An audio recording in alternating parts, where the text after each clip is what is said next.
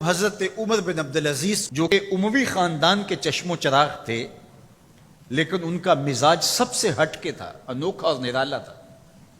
سلیمان نے ساری زندگی تخت و تاج کی بسر کرنے کے بعد سوچا کہ میں ان کو اپنا نائب بناؤں۔ تو خیر، جب ان کا انتقال ہوا تو لوگ دمشق کی جامع مسجد میں جمع ہوئے اور وصیت نامہ پڑھا گیا۔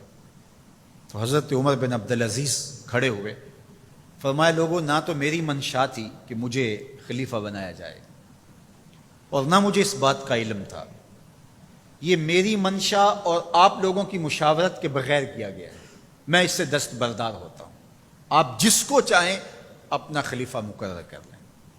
تو لوگوں نے کہا آپ ہی ہمارے امیر ہیں، آپ ہی ہمارے خلیفہ ہیں۔ تو آپ نے فرمایا کہ جب تک اللہ کی اطاعت کرتا رہوں تب تک تمہارا خلیفہ رہوں گا۔ اور پھر آپ نے حکم نامہ جاری کیا کہ میری جتنی جائیداد ہے ساری بیت المال میں جمع کروائی جائے، اور جتنے بھی اموی شہزادے تھے ان کی جائیدادیں جو انہوں نے لوگوں کے ضبط کی ہوئی تھی سب کو بھاگ کے سرکار ضبط کرنے کا حکم نامہ جاری کیا۔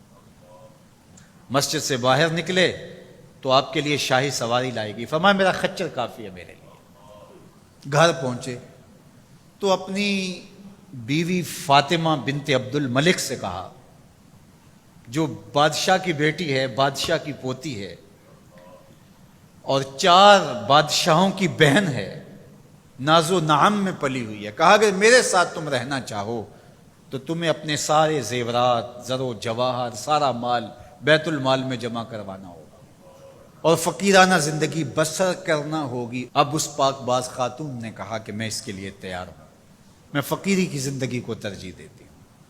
اب حضرت عمر رضی اللہ تعالیٰ عنہ نے صرف 2 سال 5 ماہ اور کچھ دن حکومت کی اور 3 بر اعظموں پر سلطنت اسلامیہ پھیلی ہوئی تھی، اور آپ روتے تھے کہ ان لوگوں کا حق بھی میرے اوپر بلا مطالبہ ہے جو دنیا کے کسی بھی خطے کے اوپر اس سلطنت کی حدود میں بستے ہیں۔ عید کا موقع آیا، عیدگاہ میں جب لوگ ایک دوسرے کو مل رہے تھے تو امیر المومنین کے بیٹوں کے کپڑے خستہ تھے، پرانے تھے، پیوند لگے ہوئے تھے۔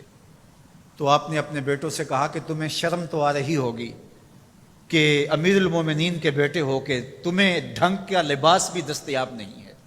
تو آپ کا ایک بیٹا عبد الملک بن عمر بن عبدالعزیز جو آپ کی زندگی میں انتقال کر گیا تھا، اس نے کہا ہمیں اس بات پہ فخر ہے کہ ہمارے باپ نے خیانت نہیں کی ہے، ہمارا باپ دیانتدار ہے۔ جب گھر آتے ہیں تو آپ کی بیٹیاں آپ کو عید مبارک کہتی ہیں، آپ سے ملتی ہیں، لیکن منہ پہ کپڑا دھرا ہوا ہے۔ تو حضرت عمر رضی اللہ تعالیٰ عنہ عمر بن عبدالعزیز بولتے ہیں کہ بیٹی آپ نے چہرے کے اوپر کپڑا کیوں رکھا ہوا ہے؟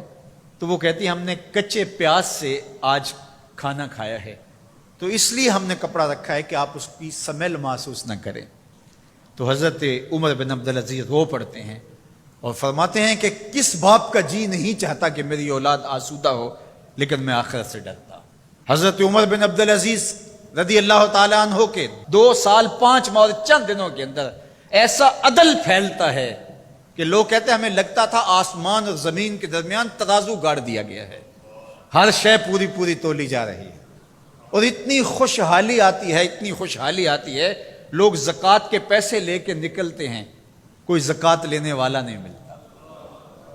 ایک علاقے کے لوگ حضرت عمر بن عبدالعزیز کو خط لکھتے ہیں کہ حضرت زکوٰۃ کا کیا کریں؟ فرمایا غریبوں کو دے۔ کہا کوئی غریب رہا ہی نہیں۔ تو کہا کہ اچھا آپ اس طرح کریں کہ جن کی شادیاں نہیں ہوئی ان کا مہر ادا کر کے شادیاں کروا دیں۔ تو وہ جواب میں لکھتا ہے یہ بھی ہو چکا۔